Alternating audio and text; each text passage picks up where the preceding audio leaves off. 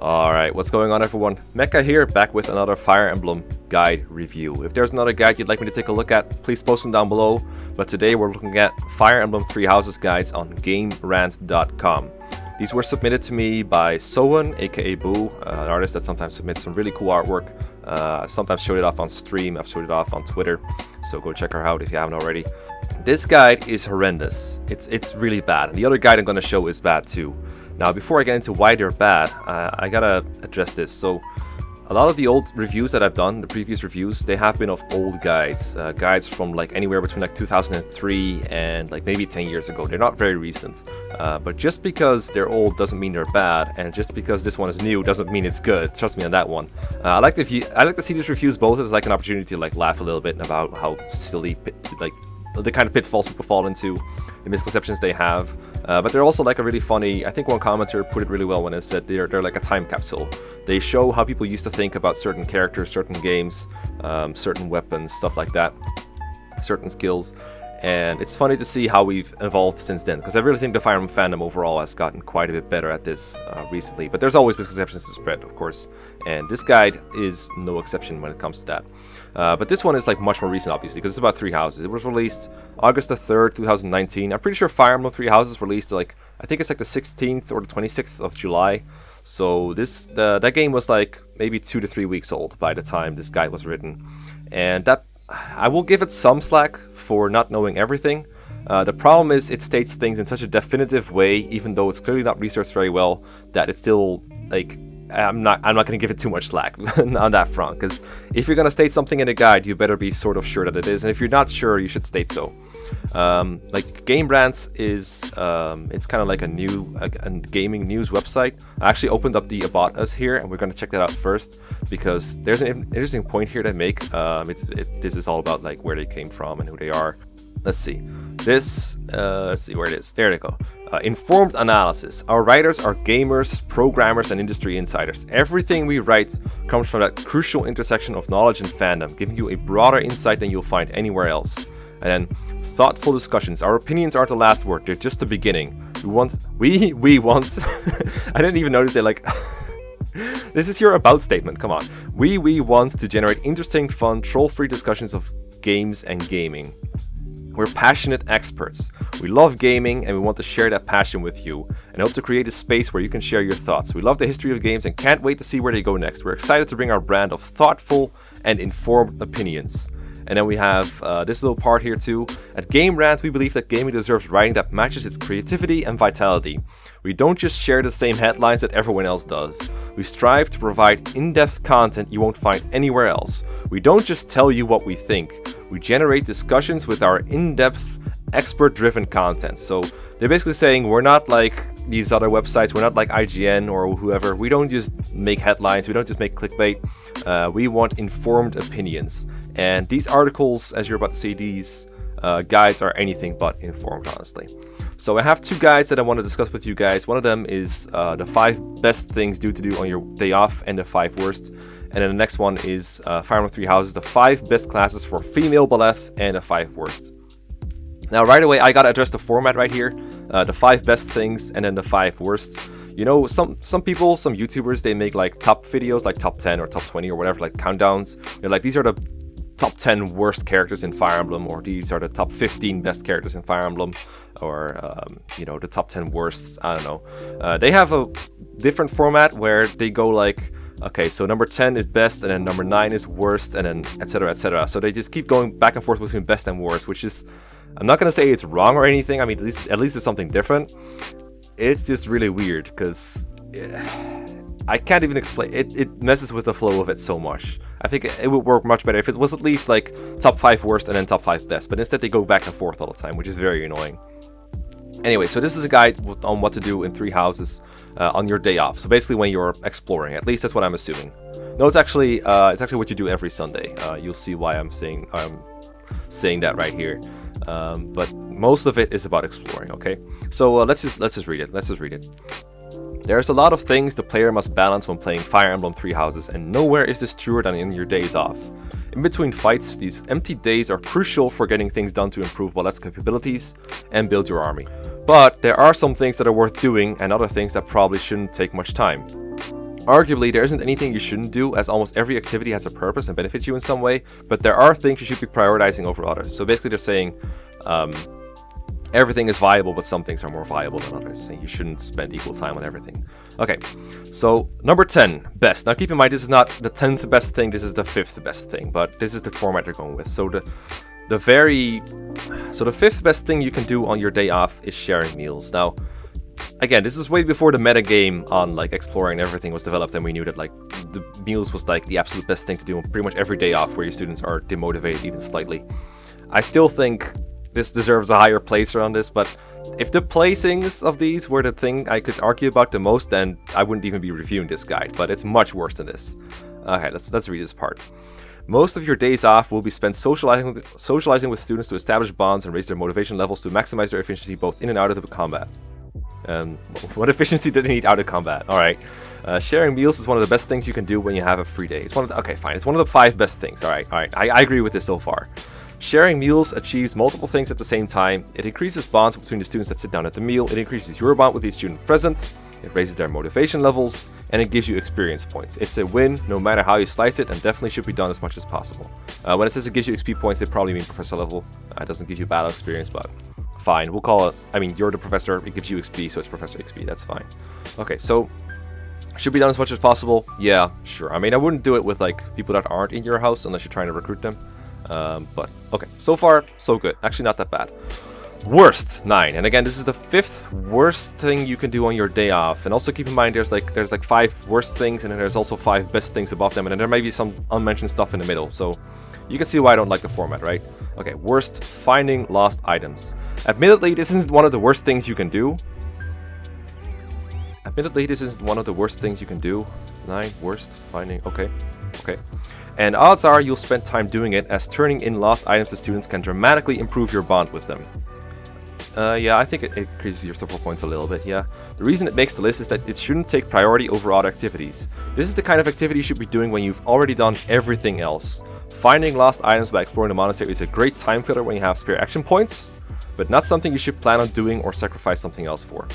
Spare action points. Did they ever...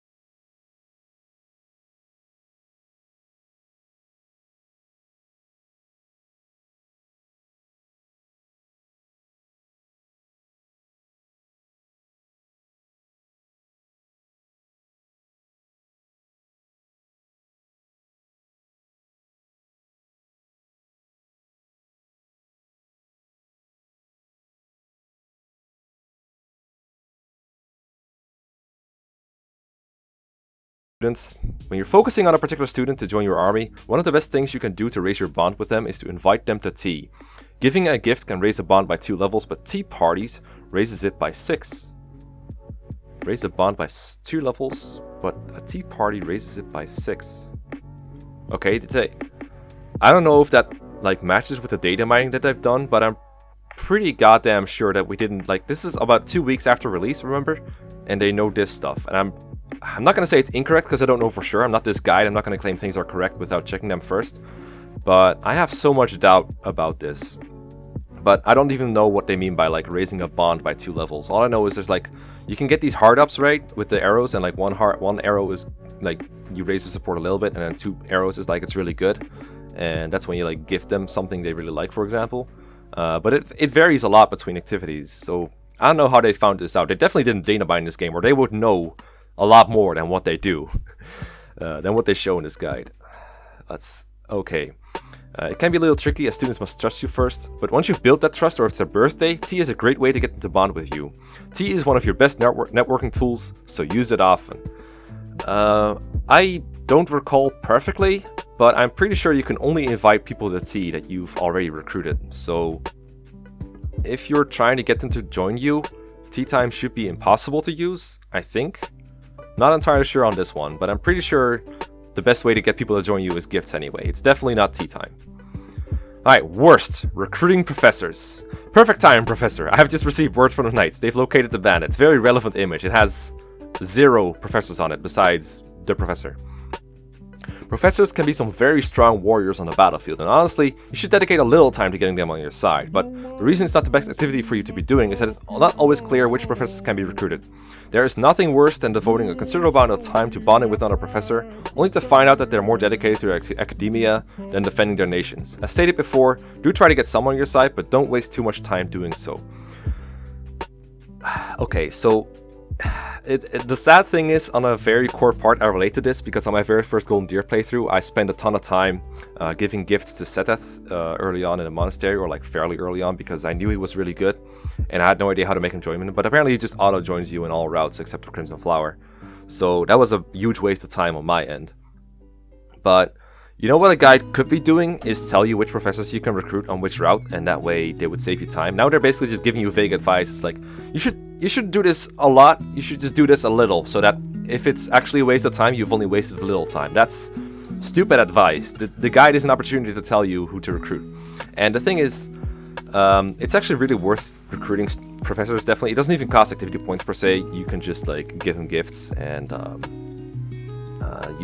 a lot of them like auto-join once you're at a certain level on anything, so you don't even need to waste that much time. Depends on like the professor, of course, but Manuela and Hanuman, they auto-join you at like once you're like level 15 or above, I think, from like a certain chapter onwards.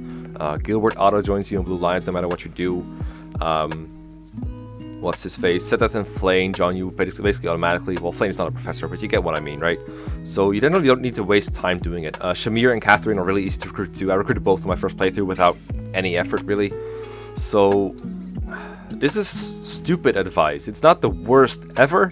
It's just, when you have a guide, you have an opportunity to explain this kind of stuff, and instead they didn't explain anything at all. Stupid. No. Best fishing. Fishing is a great way to increase your professional rank, which in turn allows you to better chances at recruiting potential warriors, how many actions you can perform on your days off, how many battles you can participate in, and increasing your professional level should be the main priority. Fishing takes up none of your action points, so this time they knew. So they know that some of these don't take up action points, but they still don't know one of the more basic ones. And gives you valuable experience points. You can also acquire ingredients from meals that you share with students, as some of the rarer fish go for quite a bit of coin at the store. Every day, you should be loading up with bait and fishing until the bait runs out. Okay, they almost had me. This is like, technically fishing is a good idea, it's very boring, it wastes a ton of your time, so I wouldn't recommend it to anyone after the first playthrough. In fact, I wouldn't really recommend it to anyone, period. It's super boring. But every day you should be loading up with bait and fishing until the bait runs out. This is dumb. I mean, okay, so there's an argument for doing it, but you should probably save your bait for one of those special days where the fishes are, you get like more fish at once, like fistfuls of fish, or you get golden fish or bigger fish. You shouldn't just fish every day, in my opinion. It is nice to spread it out because then it's less boring. Honestly, I would recommend anyone just skip fishing, but technically it's a good idea in the same way that like grinding and awakening is a good idea, right? It costs a lot of time, and it's not very interesting, and you're just making the game easier when it's really unnecessary. So yeah, I would not say fishing is the 6th best. So it probably translates to like 3rd best. Math is hard. I shouldn't have to do math for a top 10.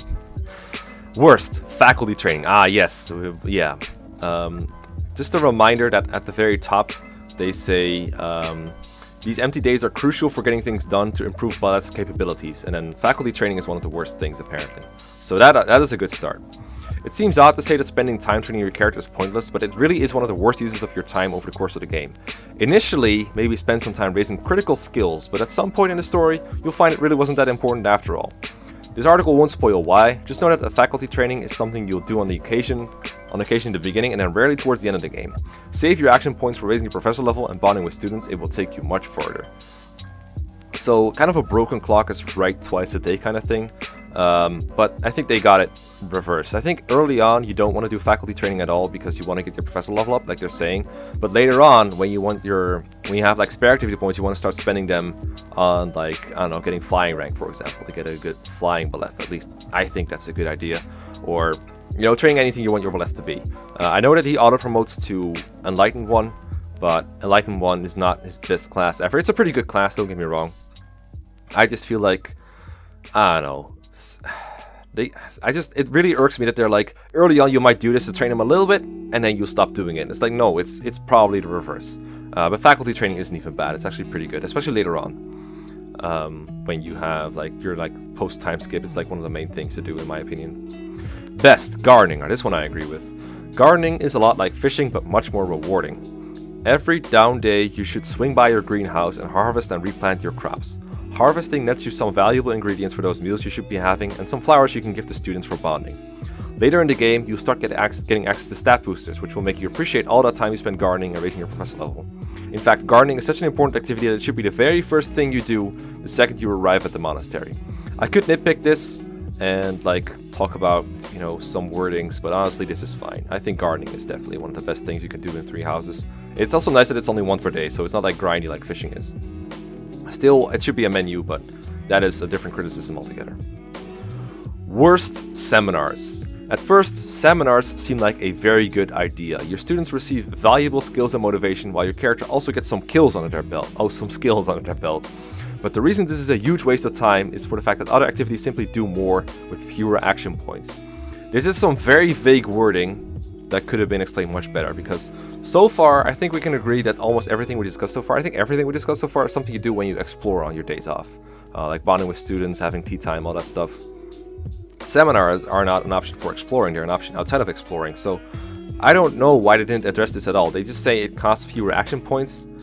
In a way, it is true, because if you do a seminar, you basically use all of your exploration points on a seminar, which is very bad. I agree with that much.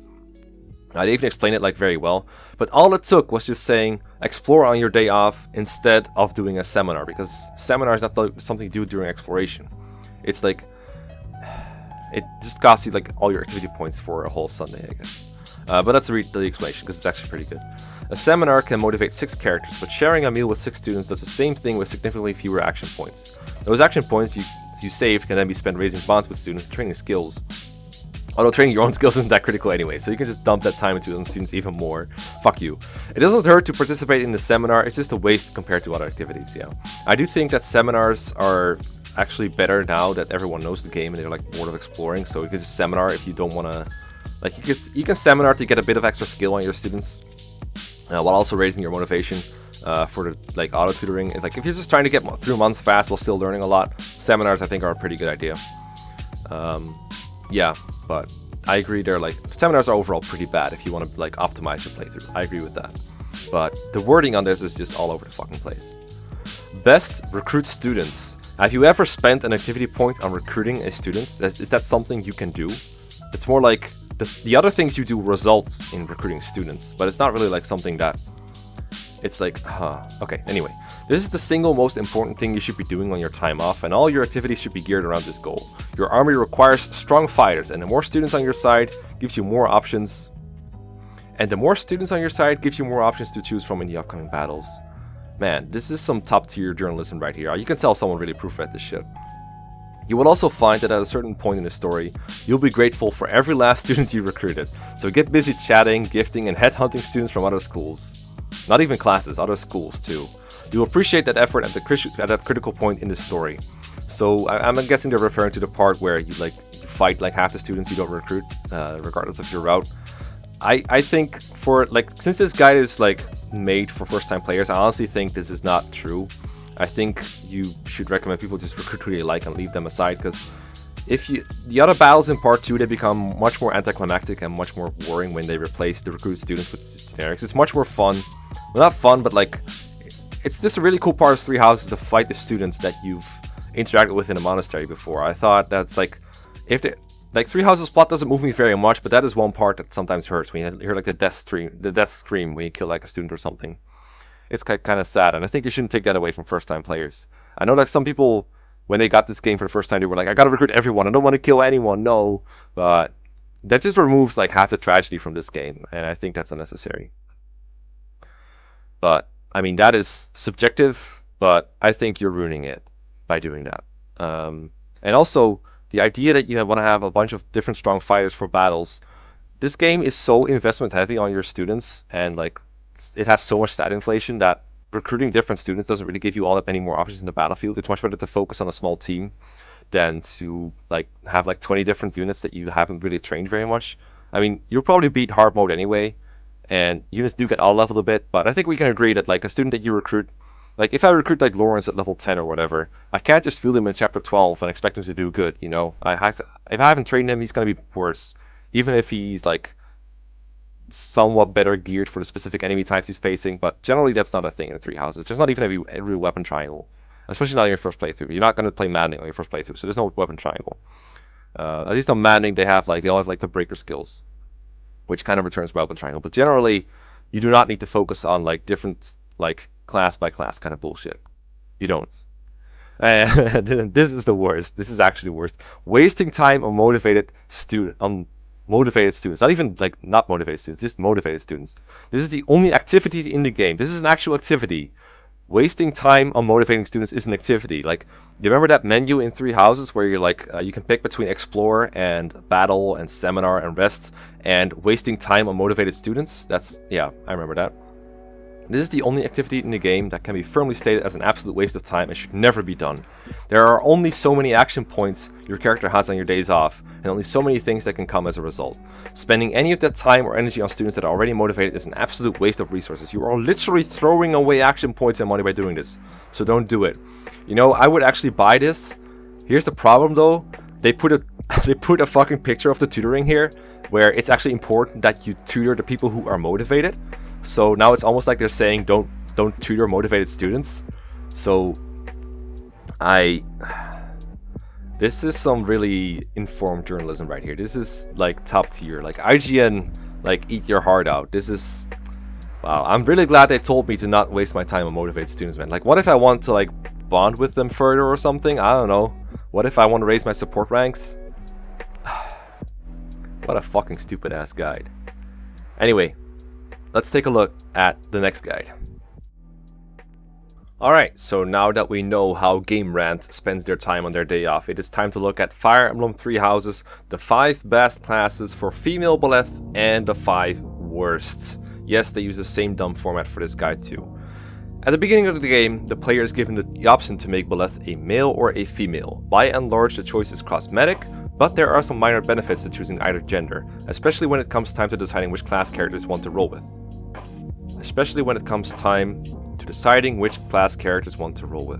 Okay. I think that sentence can work, if you read it very generously. Female Byleths are granted additional speed and resistance compared to their male counterparts, as well as a class unique to their gender. Really? Really now? We have additional speed and resistance if we are a girl. There's actually a lot of benefits to being female Byleth, but this is not one of them. While a female Byleth can do really well as any class, there are some they're better set up for them, as well as some they don't have as much of an advantage with. Alright, I don't know why, but sometimes the sentences in this guide just really trip me up. I don't know why. I feel like they always start in a different way than I expect to end them. If that makes sense. Anyway, yeah, the best and the worst classes for female Byleth. Number 10, best. I mean, 5th best, whatever. This class is unique to female Byleths and caters to their natural abilities very well. Falcon Knights sit astride a winged horse and attack enemies with either lance or sword. This Valkyrie of the Garreg Monastery is fast and can resist many magical attacks thrown her way. Now, this might sound super nitpicky, but they capitalized Valkyrie here, even though Valkyrie is an actual class in a lot of Fire Emblem games. It's not in this game, I think. I think we have like Holy Knight and that's it, as far as these kind of classes go. But why capitalize it here? That's annoying. You're writing a guide. Writing properly should be your first priority, and this is a little bit confusing sometimes. Because we're talking Falcon Knights, not Valkyries. Anyway, let's read on a little bit. The reason this fascinating class doesn't rank higher is because it's better suited for lance fighting than using swords. Nevertheless, the plus 10 bonus to avoidance makes it hard very hard to hit this mythical warrior, and she can use it to speed in the air to quickly descend upon foes in hard-to-reach places. I agree Falcon Knight is really good, I just don't know why it's at the fucking bottom of the list of all things. Because I'd like the bottom of the best list. Like, are there really like so many other classes that are better? Are there actually 4 classes that are better than Falcon Knight? I gotta say, I doubt it. And it is true that they are a little better at lances than swords. Now, that sounds like they're like, I don't know, more accurate maybe, or more avoidy, or just better at using them. But they're just referring to lance fair. That's it. They're just referring to the lance fair skill. That's it. They should have just mentioned that. They should have mentioned like, yeah, you do +5 damage if you're using a lance. That's it. And also, they have this thing, and you're gonna notice this in a lot of these entries. They have this thing where they're like, yeah, Byleth is better at using swords, so this is garbage. But the problem is, if you can make it to these classes, Byleth is just fine at using other weapons. Byleth does have a sword proficiency, does have a higher sword rank at base. They have a higher sword prowess skill because of that higher weapon rank. But, you know, once you get to these classes, there is no problem with using other weapons. She's not that much worse. Like, a Byleth with C swords is going to do about as well with swords as a Byleth with C lances does with lances. And the same goes for any other weapon type. So, you can still potentially reach the same level of competence with other weapon types. But this guy just makes it look like Byleth is just really good at using swords and not good at, like, anything else. And it really, really pisses me off. Worst sniper, man. Never mind. This guide is good, guys. Oh wait, never mind. Snipers are good in this game. Byleth is meant to be a sword fighter, as evidenced by her proclivity with swords and being granted one of the best swords in the game. Because of this, it doesn't make sense for her to step into the role of a sniper who fights primarily from afar with bows. Granted, that extra speed can come in handy as a sniper, but it's not a big enough benefit to outweigh the rewards that come with choosing a different class. Pursue it if you want, but there are better classes assigned with female Byleth. I gotta say again, I find it really funny that they wrote this guide only for female Byleth. I don't think they have a male equivalent, but I might have to look that up, but I'm pretty sure they don't. It's just stupid because 90% of this guide would be the exact same for male Byleth as it is for female Byleth. Like, the only gender locked class I think that they discuss overall is the Falcon Knight that we just discussed, and that was like not even their best class, so confusion. I agree, Byleth is not like the best sniper ever, but it's not like he's bad at using bows. They're so focused on the sword proficiency that they forgot that like literally everything else that is there to like thing. I can forgive them for not knowing about Hunter's Volley, because that is something you find out not within the first 2 to 3 weeks of release probably, but still, this is fucking dumb. Best assassin, and my favorite part so far also about this is like none of these pictures so far have had Byleth on them, and the first picture that does have Byleth is the cutscene one where we see Edelgard and Byleth. There's nothing related to assassin here. It reminds me of the WikiHow guide I made, or the WikiHow video, where nothing in the pictures was related to the actual guide. And remember, we have informed analysis and thoughtful discussions, and they're not just doing it for the headlines, guys. They really want to give you the best guide they possibly can. They take great care of their site. Female Byleths make great assassins given their natural advantages with speed and swordplay. Assassins are masters of avoiding damage and detection. My damage lay undetected for years. They grant a +5 sword damage, and their stealth ability makes it harder to get a hit on them. Yo, that +5 for sword damage, do you think you could mention that like anywhere else where it's relevant? Like maybe with the like lance fair thing on the Falcon Knight, because you know there's this. It's actually a skill. It's called sword fair. Can you name the skills? Also, the stealth ability is unreliable, and you make it seem like it's basically like avoid +10 on the Falcon Knights, which is also an ability that they mentioned without mentioning the name. It's like, I think this just makes enemies. This doesn't stop enemies from attacking, like hitting Byleth. It just stops enemies from engaging in combat with Byleth, and instead they'll go for other units. As far as I know, I don't think they're not going to stand there like not attacking or anything. As far as I know, stealth is shit. By the way, stealth is a very shitty ability. But where they really shine is the ability to open doors and chests without any keys, as well as their mastery ability, Assassinate, which kills a target instantly. Byleth as an assassin is really fun, and you cannot go wrong with this class. I would argue you can. First of all, there's like almost no doors and chests in this game. Chest keys are buyable, door keys are buyable. Ash can open it as well. You only need 1 per map generally. A lot of the time, even in my first playthrough, I would just skip chests because honestly a lot of them are like dumb and out of the way, and you can miss them so easily. So yeah, I would, if you're gonna like if you're gonna advocate any class, saying they really shine at opening doors and chests is not giving me a very good impression of them, I gotta be honest. And an Assassinate, as far as I know, is not reliable in any capacity. You're better off attacking normally. I think there's like a combat art that has a chance of killing them. They make it seem like it's just an instant OCO no matter what you do, but it's actually chance biased. So yeah, dumb. Chance biased, chance based. Worst Warlock. I agree with this one probably.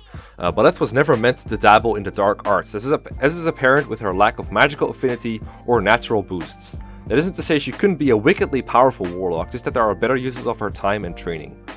Remember, they don't like training Byleth at all, so that's why they like the sword classes so much, probably. By training Byleth, I mean faculty training. Warlocks prioritize magical attacks from afar with allies playing defense. This isn't what Byleth was meant to do with her sword skills, speed, and melee fighting prowess. Admittedly, the Bowbreaker mastery ability is nice when fighting archers, but spend as little time as possible with this class. Well, as little time as possible would be 0, because you're never forced to go through this class. I also find it funny that Byleth was never meant to dabble in the dark arts. That's just funny. I mean, Warlock uses black magic, not dark magic, but that is like a nitpicky level complaint to make. I do agree Warlock is pretty bad. It's just say like Byleth doesn't have a proficiency for dark magic, and that's why we don't do this. I don't know, it's not the worst entry ever, it's just bad. Best Myrmidon. So, like, so far we've only had advanced classes, I'm pretty sure. No, Falcon Knight is a master class, everything is advanced, and now they're just going with Myrmidon. Just straight up Myrmidon. Not even Myrmidon Byleth here, it's Myrmidon Edelgard. I think they just took these off the class roll from the start of the game. Myrmidons are master sword fighters that place an emphasis upon speed to dodge enemy attacks rather than tank them. Given female Byleth's natural speed, this makes Myrmidon a perfect mid-game choice while also taking advantage of those sword skills. With a +2 bonus to speed and the ability to swap places with allies, Byleth can be all over the battlefield relieving injured warriors, providing backup, or quickly charging down those pesky archers. Yeah, these are definitely things that you need to be a Myrmidon for. I mean, swap does increase their mobility a little bit, but like, it's not even the best repositioning skill for like either Byleth or whoever you're targeting. The other skills are much better. I don't know, like, it's not like Myrmidon is not especially good at these kind of things, you know? It's like, it doesn't make any sense. It's like those class guides that just mention like, oh, paladins are good for like middle tier things or something. I don't know, there's just, it might be true in a sense, but it's probably true for like every class, because Byleth can be any class and be pretty good. Also, master sword fighters for like a fucking intermediate class. It's like, I mean, at least they mentioned that it's a perfect mid-game choice instead of something as like a final class. I just found it funny to find it in here. Now here's where we get triggered, guys. Here is where we get triggered. Worst Wyvern Lord, and this is up here. This is not even like one of the like. It's the 5th worst, which is like the second word. Like, Wyvern Lords are masters of the air and strike foes down with great strength and mighty axes. Being airborne also renders any of Byleth's speed advantages useless, and the lack of swords means he's better suited to other classes. Being airborne also renders any of Byleth's speed advantages useless, and the lack of swords means she's better suited to other classes. Bro, I don't think they understand that you can use swords in any class. I don't think they understand that. I think they think like in GVA terms, where like the weapons you see here, the like the lance, axe, and wings on freaking Sedeth, not Byleth. I think they feel like they're limited to that class type. It's so stupid. And renders my speed advantage useless? Yeah, because fuck. I mean, you do lose some speed when going from like Swordmasters to Wyvern Lord, which is probably how they got this idea, because Swordmasters use that fast. But holy fucking god, Wyvern, like, Byleth is not that slow. Byleth is not a fucking armor knight or anything as a Wyvern Lord. She can still be pretty fast. She's fast enough to double in hard mode for sure. And like, even if she wasn't, like, who fucking cares? Just use a brave weapon if it's that bad for you. Like, there's more important things than having just speed. And like, don't misunderstand. Seeing Byleth astride a wyvern striking fear into the hearts of her enemies is a glorious sight. However, it ignores many of her natural advantages and puts one of the best swords in the game in your armory to collect dust. Yeah, 'cause you can use the Sword of the Creator on your wyvern. Fuck, I think they honestly just didn't know that you can use different weapons than your class is specialized in. I think they just didn't know that. Best Swordmaster. As established before, Byleth is meant to wield a sword, and the Sword Master suits this role perfectly. This class values sword fighting and speed above all else, which makes female Byleth the best candidate, the perfect candidate. With a +5 to attack and a +5 to critical hits when using swords, this class has some strong abilities. Yeah, that +5 crit, man. The combat art Astra delivers a brutal 5 hit attack that deals 30% damage with each strike for a whopping total of 150% damage. It is definitely a class that should be picked up at some point. Okay, first of all, this is not 150% of an enemy's HP or anything. This is 30% damage of what you would usually do, I'm pretty sure. So, you're using a combat art to do 150% of what you would normally do with a single hit. But this class specializes in speed, which means that you will usually double attack. And if you double attack and you attack twice, you do 200% of how much damage you would usually do. So, man, I really love to gimp my own power in order to say I'm using the combat art Astra to deliver a brutal 5 hit attack. And then deal less damage and consume like a bunch of weapon users too. Wow, this is fucking dumb. Like, this is the fastest class in the game, and they go for the combat art Astra. Oh my god. What a fucking horrible idea. Man, I sure love sword fighting. Man, if only you could use other weapons in other classes.